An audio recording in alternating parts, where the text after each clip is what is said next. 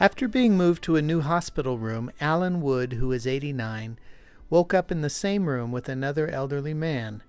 The other man spoke with a slight accent, and Wood asked him where he was from. "Holland," said Father Arnold, a longtime priest from Spokane. "I was in Holland once," said Wood, a World War II veteran. June 6, 1944, more than 100,000 soldiers stormed the beaches of Normandy and pushed their way into France. The daring and bloody offensive seemed to be turning the tide of the war and forcing the Nazis back to Germany.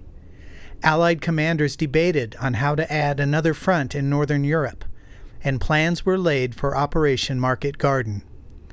Thousands of paratroopers would jump into Holland to capture a series of bridges over canals and rivers so that the mechanized units could make their way into northern Germany. On September 17, waves of C-47 cargo planes left England bound for Holland. Wood was in one of those planes and picks up the story. All the time there while you're flying, nobody's talking, it's icy cold, everybody just iron face.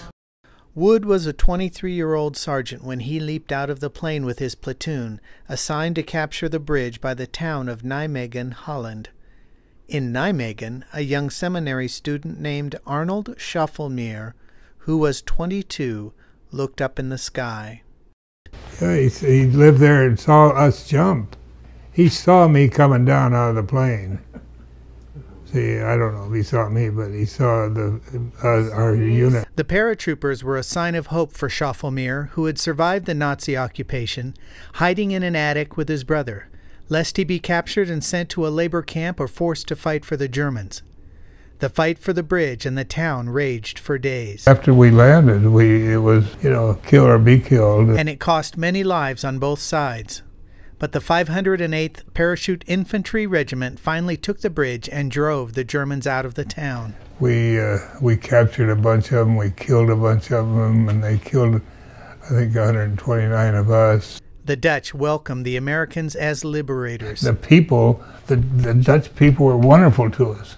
They tried to feed us fruit and drinks and everything, but they were just great to us. Despite the success at Nijmegen, the war continued for many months.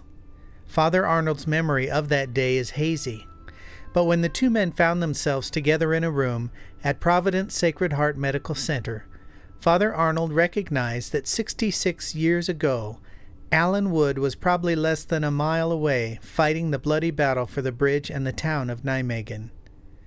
Schaffelmeer wanted to say thank you. He said, "You saved my town, you saved my life. You saved my town, you saved my life." And then I wept. I really cried, because that was such a powerful statement from him, to think that I had a part in that. Just unreal that he would be in the room with me and on Veterans Day.